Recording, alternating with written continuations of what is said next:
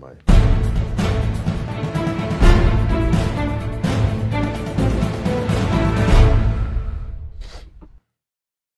afternoon. It's Monday the 17th of December 2018, just after 1 o'clock. Welcome to UK Column News. I'm your host, Mike Robinson. Joining me in the studio once again, Patrick Henningsen from 21st Century Wire. Welcome to the programme, Patrick. Great to be with you, Mike. Just say congratulations, Patrick, for graduating with an MSc in International Relations on Friday. Thank you very much. Then thanks you guys as well for attending the ceremony. That's the culmination of 18 months of a lot of hard work, balancing with my work here at the UK Column and also 21st Century Wire and other freelance work. And it's been quite a challenging year, Mike, and we appreciate all of your understanding and support, moral support throughout the last year and a half. Thank you. Yep, good. Okay. Well, look, let's move straight on then with Brexit. And, well, Patrick, it looks like we've got some good news on the cards because, well, Owen Patterson here tweeting out a quote from Boris Johnson's Telegraph article today, saying it's highly encouraging that at last some cabinet ministers are coming around to the idea of a managed no deal as the best way forward in Brexit. As for this babble about another referendum, it undermines our negotiating credibility further. So what is he talking about? Well, apparently Penny Mordaunt, here she is going to say she's going to deliver Brexit because she's going to deliver a managed no deal should she ever become leader of the Tory party. So she's got behind this idea of a managed no deal. So what on earth are we talking about? Secret talks apparently with key members of the European Research Group. Of course, this is Jacob Rees-Mogg's group, and they're talking about a managed no deal, but there can't really be any such thing, Patrick, as a managed no deal, because of course it's either a no deal or it isn't. A managed no deal means that there has to be some kind of deal, whether that be deals on the sidelines, and we'll come on to one of those in a second, or otherwise it's not a no deal. So a managed no deal is really a deal. It is a deal, yes. Right. It is a deal of some kind. Now, what, of course, one of the things that people are a bit confused about is the possibility of the transition arrangement. This is a 2-year period following withdrawal. But of course, that transition agreement is part of the withdrawal agreement. So if there's no withdrawal agreement, then there is no transition. And of course, there are a whole host of issues regarding a hard Brexit. What happens to trade? Well, then we might fall back to World Trade Organization rules. Okay, so perhaps that aspect is sorted out to some degree. But what about flights? There has to be some kind of deal with regard to flights. What about fishing? There has to be some kind of deal with regard to fishing. A managed no deal means that it solves all those problems. It solves all the problems because the deal is done behind closed doors and there's no parliamentary scrutiny on it. So anyway, that's what Penny Mordaunt wants to do.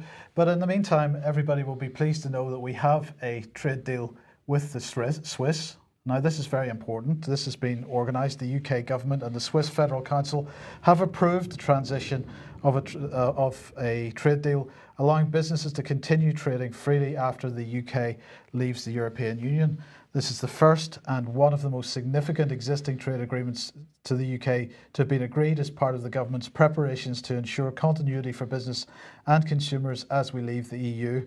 There are around 40 existing EU trade agreements that the UK government is seeking to provide continuity for, and as a number of other agreements are at an advanced stage. But of course, it's extremely important that the Swiss one comes first. Now, this article is from 2013, but it perhaps gives us a clue why the Swiss one is so important. The headline here is UK gold exports to Switzerland surge as investors sell exchange-traded funds. Some of the trade statistics from the last few months have demonstrated that there has been further outflows of gold from the country, and that's helped with the trade deficit figures. So I think it's important that we set up this trade agreement with the Swiss. That's the first one that we've done, because otherwise we can't expatriate our gold before Brexit, before the mess over the next few months and the financial chaos that may ensue. And here I was thinking that was all about knives and watches, Mike. Apparently not. Apparently not. So what's interesting, though, just before we go, Mike, is that the status that Switzerland has within Europe and the status that the UK may have, if indeed a Brexit transition goes through, will have some similarities in terms of their being financial centers, but also having themselves sit above a lot of the other structures in terms of finance. I'm talking about deregulation, Mike. Although Switzerland is heavily regulated in many ways, even in the financial sector, there are regulations in Switzerland that aren't in other countries. But the City of London could potentially become a haven for deregulation, for derivatives, leveraging, and all sorts of financial instruments, Mike, in the future. So this is something that could beckon with, if Brexit is successful, that there will be more funny money and games being. Not sure how there could be any more funny money and games, but I take your point. Never say never. Never say never. Well, look, what are we talking about here? The possibility of a no deal and the possibility of a second referendum. So look, there can be no deal because nobody is going to support that. They're not going to support it because of the City of London is a pretty major reason why they're not going to support it. So what are we looking at? Really, this is about building a narrative towards a second referendum. Mm-hmm. But of course, we can't just rely on our politicians to build that narrative for us. We've got to have others building that narrative for us. The Russians going to build that narrative, do you think?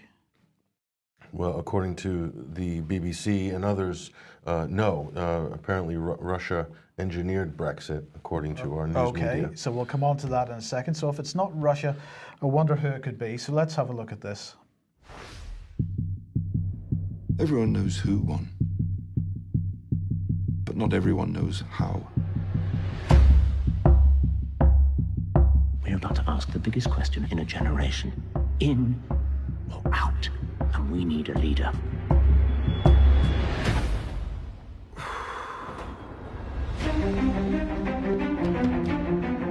We need to understand who our voters are. Appeal to their hearts. People are feeling angrier, ignored. Is it immigration? You can be honest. Is it race? Which countries don't you like? New people come in, we get squeezed out. We want to return to a time when we knew our place, when things made sense. Fictional or not. How to change the course of history. We have to hack the political system. Hack it. I'm talking about altering the matrix of politics. Social media platforms are designed to find like-minded people. Our software will locate and target people that no campaign has ever targeted before. People who don't and have never voted. 3 million extra votes that the other side have no idea exist. Okay, so I'm not going to show any more of that. That's enough. If anybody wants to go and see the whole trailer for the new HBO Brexit movie or miniseries or whatever it's going to be, you can find it. It's easy enough to find. But what is going on here, Patrick? Because HBO, as far as I know, is not Russian owned. But this seems to be an effort by some people to produce a narrative. Now, if we look at some of the other narrative that we've seen along these lines, well, this is Christopher Wiley, the ex-Facebook employee. Ex-Cambridge Analytica employee. Thank you for that. And Patrick, he seems to be running with more or less the same narrative here. This is a couple of tweets over a period of time. So this is July and November. So he's been running with this narrative for quite some time, and it looks like HBO is starting to try to build public perception of the same type of narrative?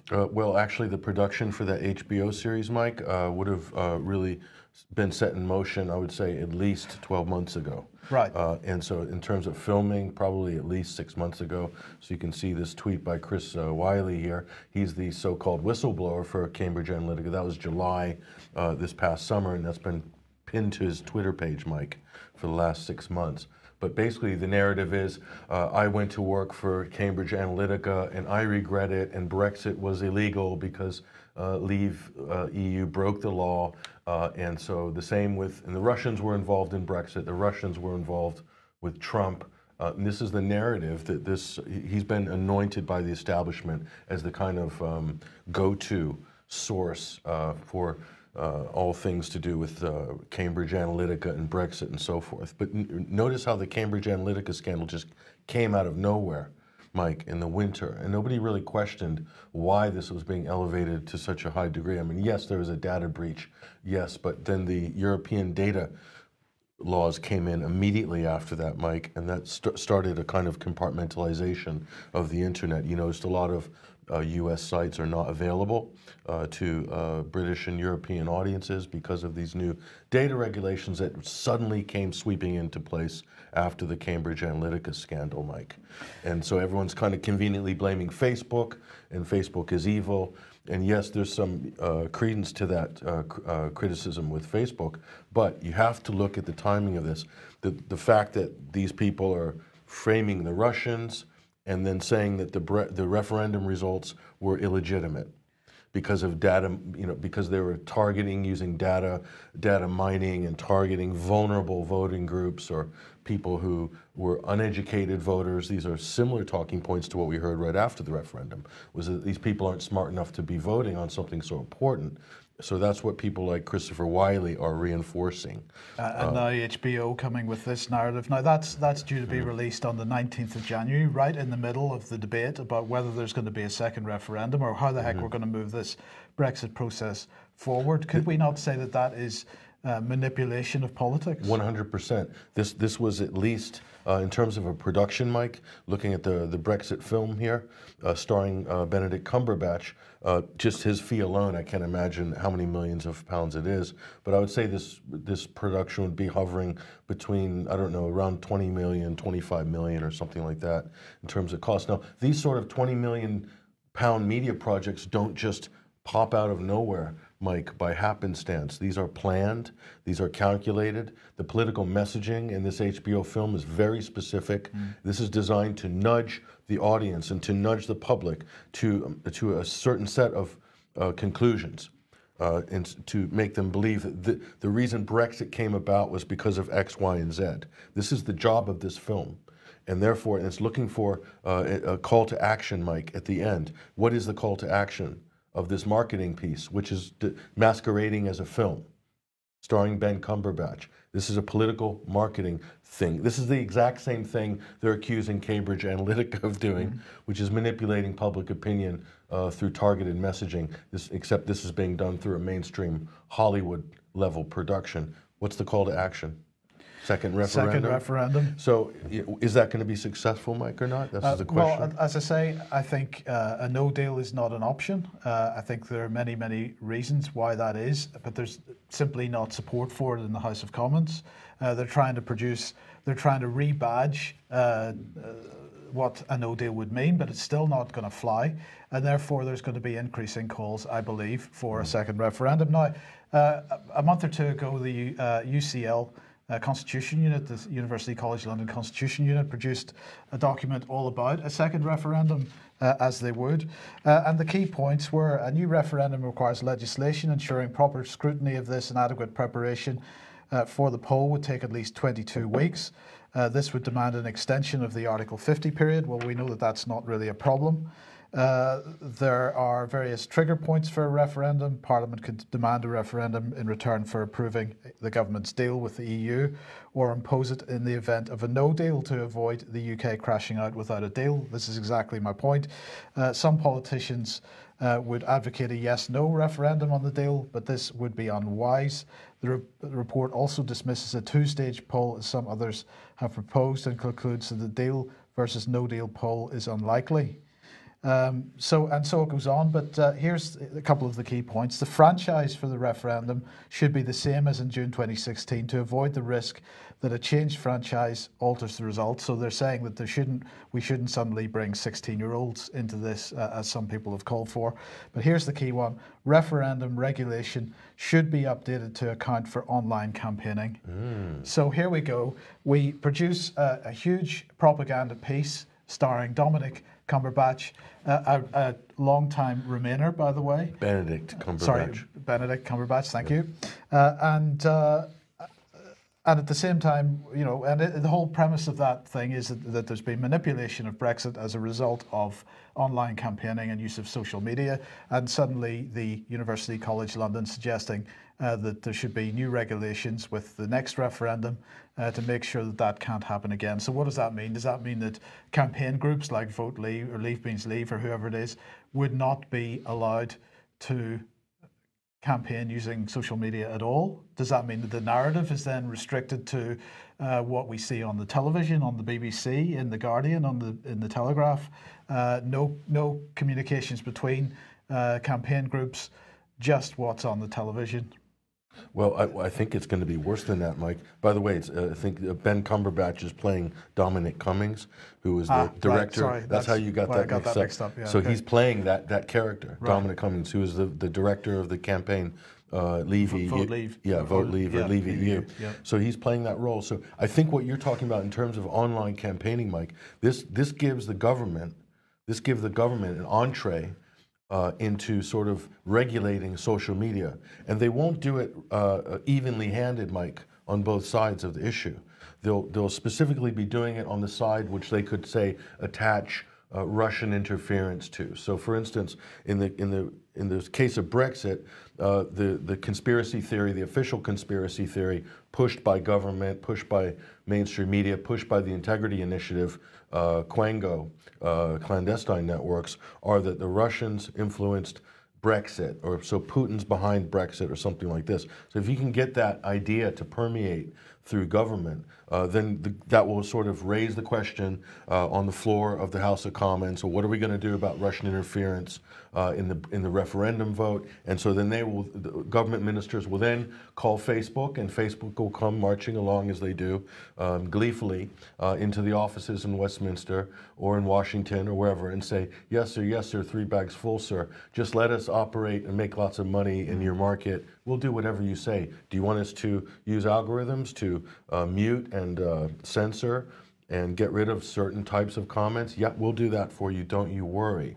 So it's not going to be done even-handed, because we saw, Mike, before the U.S. midterms, 2018 elections, Facebook went and purged conservative accounts or people affiliated with the Republican Party.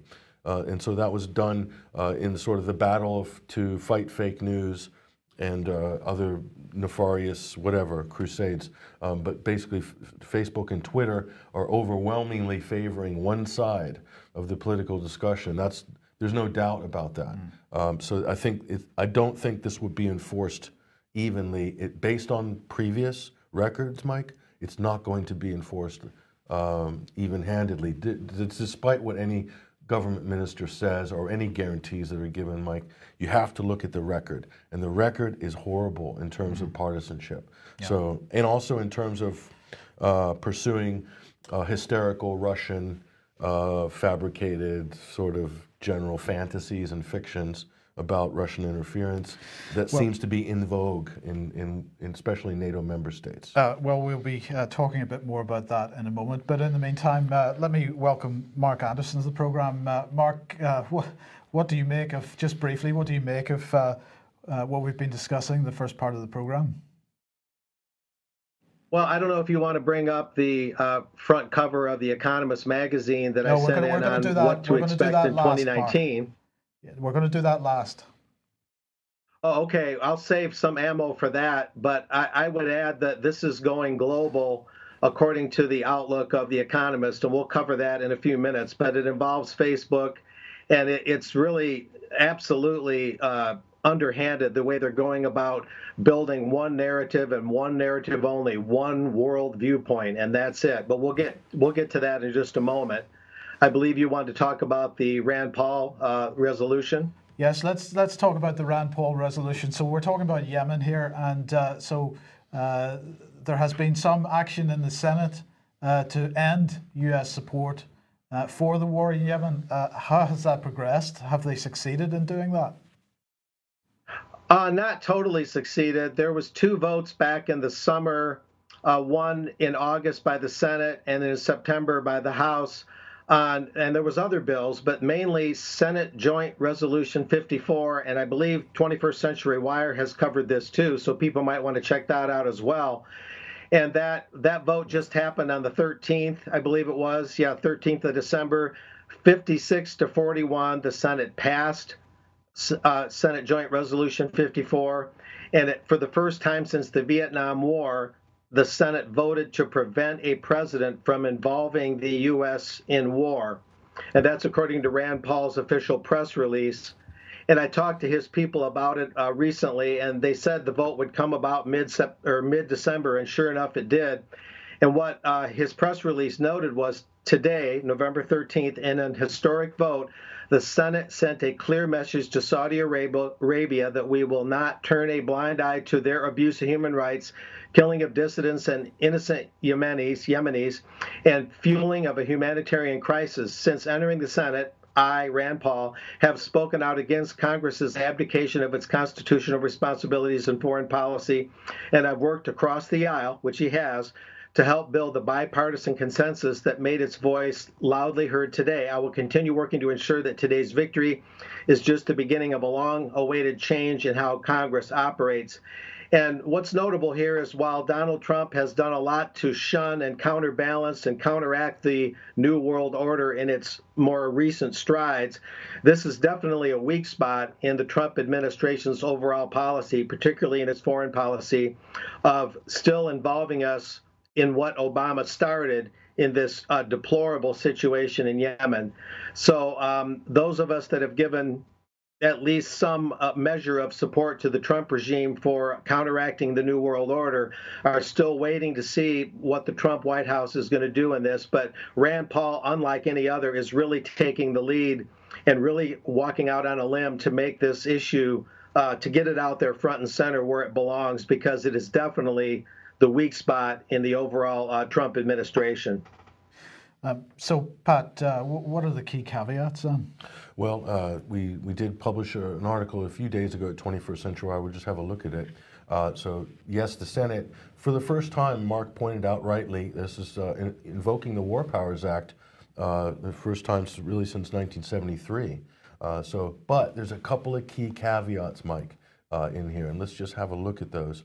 Some of the key caveats. The first one is that the United States armed forces engaged in operations directed at al-Qaeda or associated forces, and also nothing in this joint resolution shall be construed to influence or disrupt any military operations in cooperation with Israel. So if you look at, those are two important caveats, and there's another here as well, whereas Congress has not declared war with respect to or provide any specific statutory authorization for the conflict between military forces led by Saudi Arabia, including its allies, the UAE, Bahrain, et cetera, No mention of the UK, Mike, in this list. So the UK has been conveniently expunged from the wording in these very important key provisions in this resolution. And so if we just look, al-Qaeda and Israel. So these are the two joker cards that the United States is keeping in its deck. And of course, al-Qaeda can conveniently appear anywhere, not least of all in the Arabian Peninsula. And you'll see the term AQAP, al-Qaeda in the Arabian Peninsula, that will become in vogue probably as and when the CIA or as and when the Pentagon needs to get into Yemen. They will invoke the al-Qaeda ghost. But in fact, there are al-Qaeda cells operating there. There have been accusations of the United States working, providing some indirect support at least to these, and as well Saudi Arabia too, Mike. So, and they're using the al-Qaeda as a convenient ally, let's say, or the enemy of my enemy is my friend, in order to fight the Houthi rebels in Yemen. And so the similar could be said with other groups, like in Syria, we see this as well. And of course, Israel is a convenient caveat to put in there. So they've inserted that into that legislation. But where's the UK? And it's important to point out, Mike, that the UK, as we said a few weeks ago, is no mere bystander in the Yemeni war. It is an active player. These were the words of Ian Blackford, MP. He is the SNP Westminster leader, and he said, recently, at least last month, The UK government is no mere bystander in the war. It's an active player. Despite the mounting evidence of breaches in international law, the UK government is still content on looking the other way while simultaneously supplying arms and military advice to the Saudi government. The sale of arms to Saudi government must end now. So it's pretty clear, Mike, that's been an issue. It's been an issue in the press, Mike, since 2016 and 2017. This is only a year and a half ago. UK bombs sold to Saudi Arabia contributed to 81 unlawful acts in Yemen, say human rights activists. And so there's a number of open investigations, Mike, and a lot of these involve UK arms. And the same could be said for the United States, but a lot of people will know that and talk about that widely, but nobody really addresses Britain's role in the Yemeni conflict. But so there's Theresa. But Patrick, you mentioned that Israel was part of this as well in that legislation. But Mark, Israel, Rand Paul was also attacking funding for Israel recently. So how did that end up? Well, it seems to be right on the brink of a vote from what I've gathered. And this is interesting that Rand Paul, and I appreciate what Patrick is saying, there's some very unwelcome and unfortunate exceptions in the matter with Yemen, that Senate Joint Resolution. But yeah, with Israel now, Rand Paul is taking the very rare and gutsy step of wanting to interrupt and debate and possibly filibuster the annual appropriation of foreign aid, which is $38 billion over 10 years to Israel. And maybe this is Rand Paul's way of sort of obliquely coming at this issue, since Israel, like the UK, is omitted from the Yemen matter. But this takes a lot of courage. This is something that's going to be a vote any day, evidently. So we're going to watch this real closely. And I'll be posting this on my blog, thetruthhound.com, fairly soon as to what results from this. But this is something that most all senators and House members just will not touch with a 1,000-foot pole or a 2-foot pole. So we'll see what happens here. But if he could get any traction on this to call more attention to this, that would be really unprecedented. And the details are yet to be forthcoming.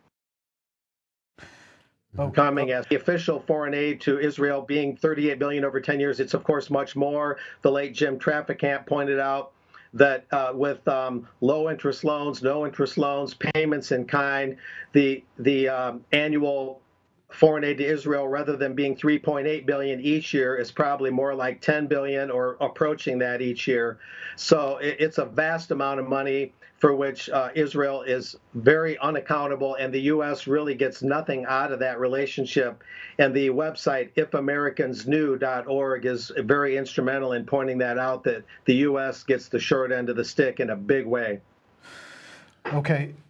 Any thoughts? Well, I would say the U.S. does get something out of that relationship. Every member of Congress and the Senate get a big fat check from the Israeli lobby if they're on board with the program. And a lot of this was detailed in the 4-part documentary series by Al Jazeera called The Lobby, that was leaked online recently after it had been spiked from being broadcast. But you can watch that at electronicintifada.com, and that really details, Mike, this kind of circular, in a way, a money laundering, where money goes from the U.S. taxpayer, goes to Israel, and then also filters back to the United States through various Israeli lobby firms, and then back into the pockets of congressmen, senators, and other government officials to sort of buy their loyalty. And not only that, Mike, if you're not on board with the agenda, which Rand Paul is setting himself up to be a target by the Israeli lobby machine, and what they will do, they will finance, Mike, a candidate to run against you in the next election if you're not on the program. And so Rand Paul, look for a major challenge to his Senate seat in the next election, and that guaranteed his opponent will receive a lot of money and support from the Israeli lobby. If other case studies are anything to go by, and a lot of this, again, was detailed in the 4-part documentary series, The Lobby, which you can watch online for free now. Go and watch it while it's still up there. Okay, but Saudi Arabia condemning this U.S. Senate interference? Yes, well, this is more of using this term interference. This is kind of in vogue. Everybody can accuse somebody of interfering. So here the Saudi Arabia is using this, calling this, this resolution as being interference in Saudi affairs, if you can believe it or not. So they are claiming meddling by the United States into Saudi affairs. Kind of interesting, but ridiculous at the same time. Yes. Now, just briefly, we'll mention this because it leads into the integrity initiative stuff. But over the weekend, Petro Poroshenko announced that that Ukraine has chosen the new head for their new national Orthodox Church.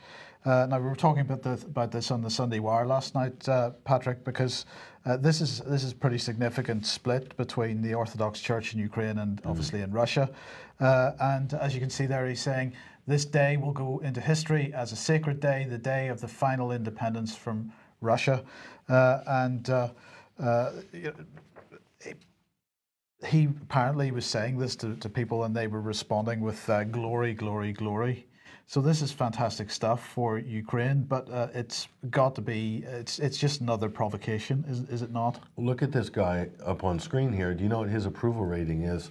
I don't know. It's just hovering in the single digits. It's near the single digits, Mike. So they've got an election coming up in the Ukraine. This gentleman is extremely unpopular. He is effectively a puppet president installed by the United States.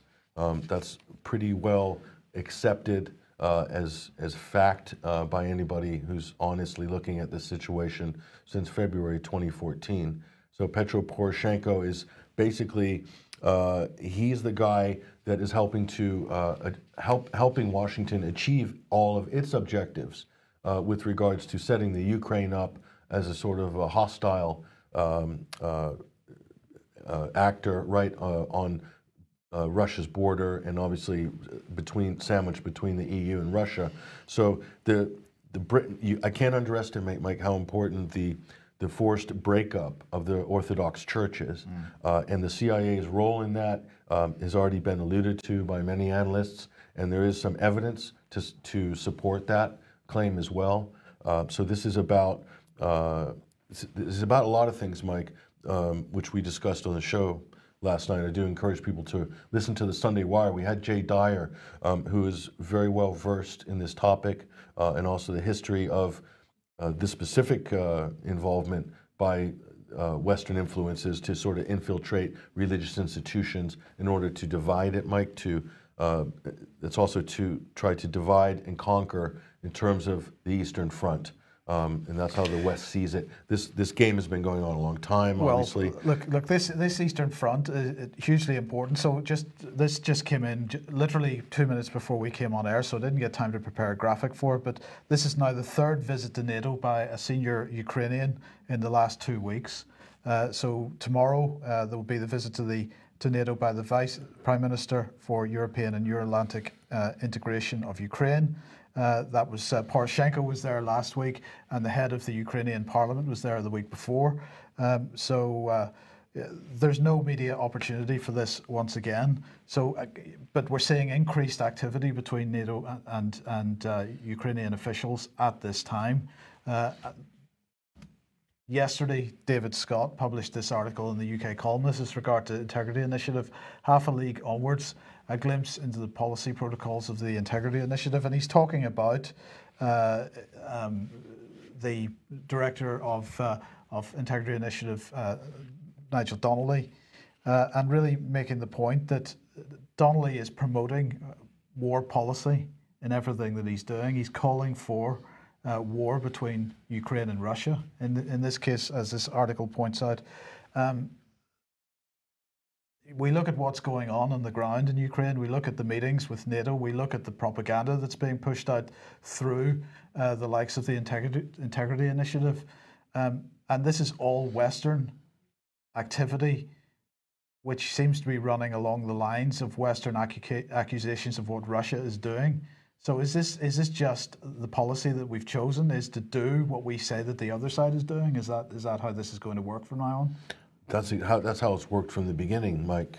This is what the Integrity Initiative is. It's set up to frame Russia, to create the Russian threat, essentially, by injecting and planting stories throughout the Western mainstream media. And of course that percolates up into the mouths of politicians, and you hear the same recycled talking points spoken by elected officials in the West, repeating basically what they've read in the Times or in the Guardian or any of the other fake news publications in the mainstream. So essentially, in terms of the Ukraine, Mike, the Ukraine is being set up as cannon fodder for a Western agenda.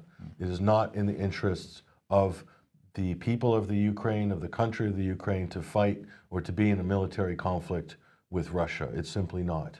And so all the narratives are being spun around to justify this aggressive stance, the propping up of the puppet Petro Poroshenko, and who knows who's going to come after him. I would imagine somebody maybe even more vociferous, maybe more pro-Western, and maybe more anti-Russian. I hope not. But that's always a danger, Mike, because they've also been helping to fund and to support a sort of a grassroots fascist movement in the Ukraine. And I'm not talking about weekend warriors in Charlottesville, West Virginia, with Walmart $7 tiki torches and T-shirts they bought on Amazon. I'm talking about real hardcore Banderites, people that pay homage to the Nazi heroes like Stefan Bandera and street fascists, basically. That was the vanguard that helped the putsch, which happened in February 2014, where a democratically elected president, Viktor Yanukovych, was forced out of office, and then a hand-picked replacement, hand-picked by the words of Victoria Nuland and Jeffrey Pyatt, U.S. officials at the time, who were hand-picking the Ukrainian cabinet. And of course, Poroshenko fit the bill for a number of reasons. So that's the real history, Mike. Integrity's job is to reverse that and to spin it and to give you a different version of it that will justify a new Cold War and an arms race between the West and the East. Well, it's a massive disinformation campaign in its own right, as we've shown on the UK column. A number of other outlets doing some good work on this. Moon of Alabama. Actually, Sputnik had a really good article last week on the Integrity Initiative, because they tracked down the actual office location and attempted to speak to somebody in there and got thrown out very quickly. If you can track that down, have a look. But we're starting to see a bit of a reaction from mainstream press and some of the key players. I mean, Edward Lucas, we're going to look at in a second.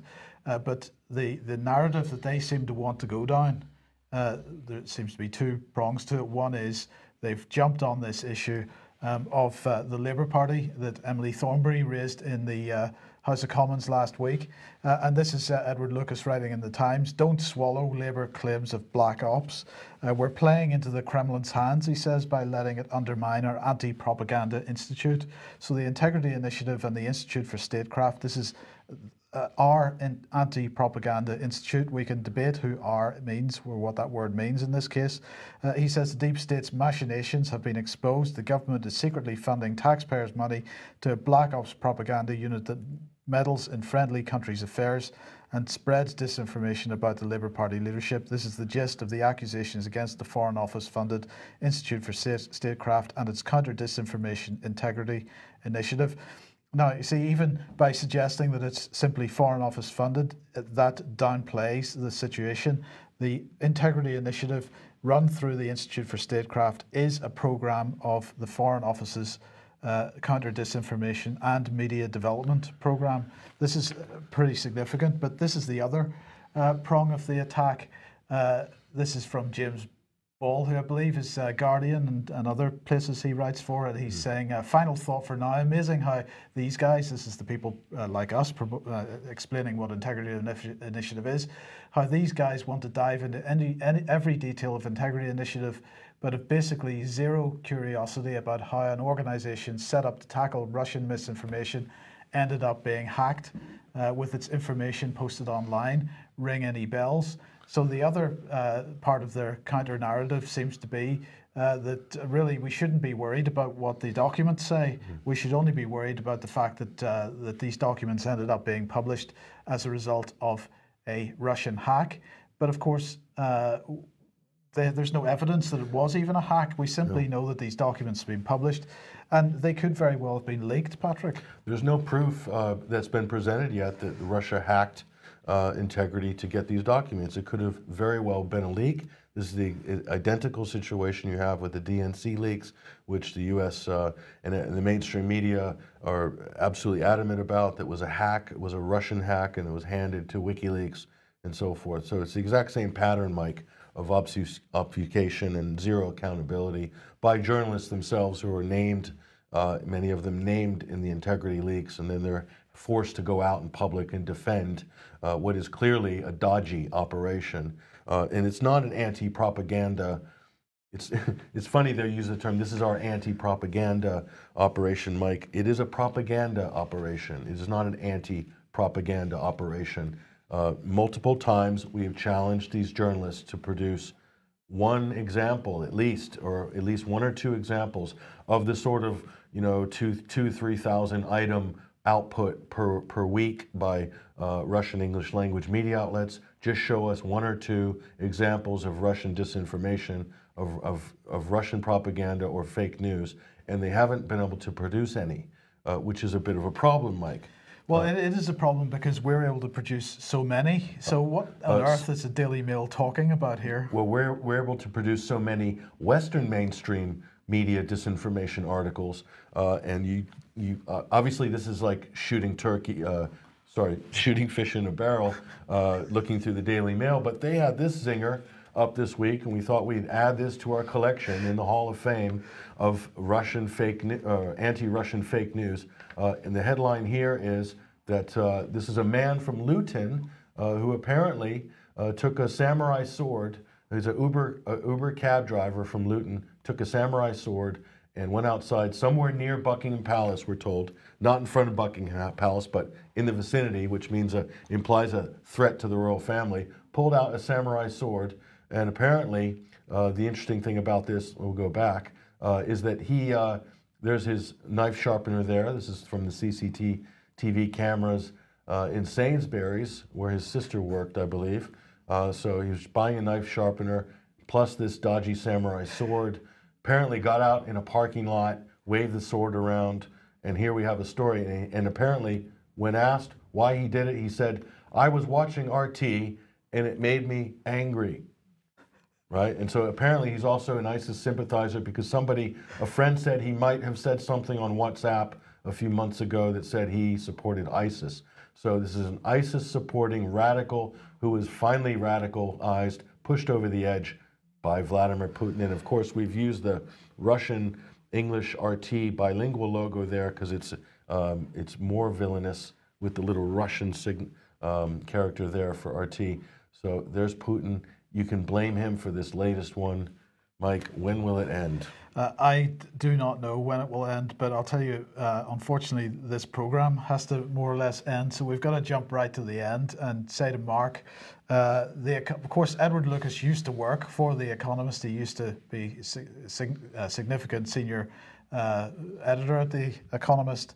Well, they have just produced their view of the world in 2019, Mark. What on earth are we looking forward to in the next 12 months?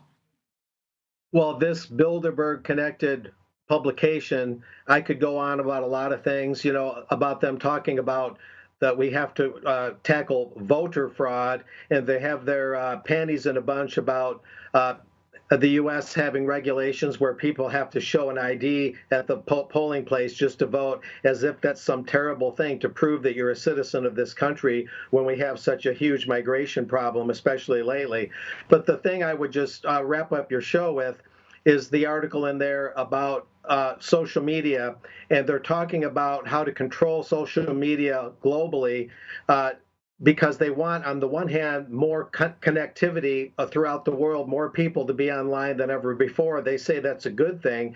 And yet they're saying that perhaps we need to get more people online, but that effort should be slowed down until they're better equipped to handle the technology. And what they're actually talking about here is they want the internet to expand, connectivity to expand, but they want one narrative, a one world viewpoint. And they say things like, Yet the internet and the social media platforms built on top of it do not just have the potential to boost growth and development, they can also cause serious trouble, quote unquote. This has been much talked about in rich countries in the wake of the online misinformation campaigns that were a factor in Americans electing Donald Trump as president and a factor in Britons voting for Brexit. So, to sum it up, they want more connectivity. It's a wonderful thing to have. You know, everybody's online. We're one big happy family. But they don't want people getting any ideas about actual democracy and objective information. They want to have more connectivity. And WhatsApp is mentioned, by the way. Having more Facebook employees in different countries around the world is also mentioned. And so how do we have more connectivity but still have this one world viewpoint with one narrative and keep the competition out? That's what it boils down to. I mean, this is a problem for them, Patrick, because if we look back at, Barack Obama was really the first presidential candidate who used social media effectively in order to drive his campaign. He did that and ended up being elected as president. Trump did what Obama did on steroids. But in the past, this has been something which perhaps only people with those kinds of budgets understood the rules of social media and how to amplify, as they like to say, narratives. Unfortunately for them, ordinary people have discovered how to use social media effectively. It's not just being used for putting photographs of parties and family members online. It's actually being used to distribute information. So how do they maintain this single narrative? Integrity Initiative is clearly a part of it, but look how much money they're piling into programs like the Integrity Initiative. And what we're seeing with the Integrity Initiative is we're only scratching the surface with that. So my question, Pat, is how much money do they have to spend to produce a single global narrative? And is it possible for them to achieve that, or are they going to collapse under the effort? Well, look, we can look at this, Mike, and we're going to have this discussion. It has to be within the framework of the Russian threat. Because, Mike, only a decade ago, all of this money was being plowed into the war on terror to fight radical Islamic terror, or to fight radicalism, to fight ISIS after that. And that's where that was the gravy train, Mike, in terms of cybersecurity, in terms of all sorts of different contracting, Department of Homeland Security, ISIS, Al-Qaeda, ISIS. Okay, so now the new one is Russian interference, and election interference. So they've created a fake situation, a completely fabricated situation. Now, there is some reality to this, Mike. I won't say this is completely a non-event, Mike. The threat is inflated, yes, but the reality is, Mike, that audiences on Twitter and Facebook are global.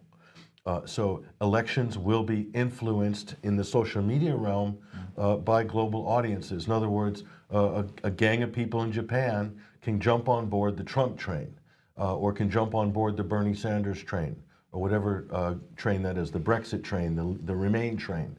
There's a global audience that could influence the Remain camp and make it create a tsunami on Twitter and on Facebook. Okay, that's a reality of living in a 21st century internet social media age. How are nation states going to deal with that problem? How are they going to factor that in? Because you do have a global audience, Mike, outside influence coming in and affecting all of every single election, even a local election, even the state election in Texas. Beto O'Rourke, who ran for Senate, who lost to Ted Cruz, he had a global movement behind him because of this. Because of social media platforms and because his ideas resonated with various progressives around the world, so they all jumped in to support Beto O'Rourke. So what does that mean, Mike? That means when you're campaigning, even for a local seat, you are campaigning, you're running with a global audience, even for a local election. This does present fundamental problems, Mike, to the old concept of elections, of national elections, of local elections. So clearly the governments in the UK and the US and Europe, they don't want to compete in the marketplace of ideas with networks like RT or Sputnik. So instead of competing against them, they've created a sort of straw man and they've accused them of being disinformation outlets run by the evil Vladimir Putin. So they've contained that narrative for now within that sort of evil, nefarious Cold War framework, Mike, but it's not going to be able to be contained in there forever. This is a much bigger issue that right now they're using Russia to sort of work through this issue and compartmentalize the internet, but really you're looking at a fundamental structural shift, structural change here. And I don't know exactly where this is going to end up, actually, Mike. I think we're in the early stages, actually, of this.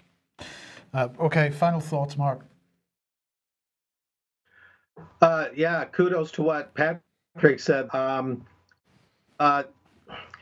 Basically, it's a huge misdirection campaign to get everybody looking one way while they're doing something else. In other words, to overlook the fact that that Facebook and all these outlets are really misleading people, and to continue to keep Facebook and these social media outlets as the dominant outlets. But what the Economist is not addressing, I'm collecting my thoughts very early here in Texas, what they're not addressing is all the competition to the social media that's coming up. There's even a new social media called Trump Town, where people by the thousands are dropping their Facebook accounts and going to Trump Town, among other alternatives. So the real issue that the Economist is overlooking, in my opinion, is that there's going to be a lot more social media outlets out there in due time. And so Facebook's quasi-monopoly probably will and should come to an end. That's something to really look for. That's the true thing to look forward to in 2019, is more competition and more options, rather than Facebook and Google always controlling the game and wanting to have this informational monopoly, much like the Fed has a monetary monopoly and other such monopoly. Okay, well, look, we're going to continue this conversation in a moment for UK Column News Extra Time for UK Column members and 21st Century Wire members, because there is an issue there, Mark, with regard to I'm going to call it the balkanization of the internet. I think this is an important discussion to have, but we'll have that in a moment for members. Thank you very much for joining us today. Thank you for joining us, Patrick, and thank you for joining us, Mark. We'll be back at the same time, 1 p.m. as usual on Wednesday, and we'll see you then. Bye-bye.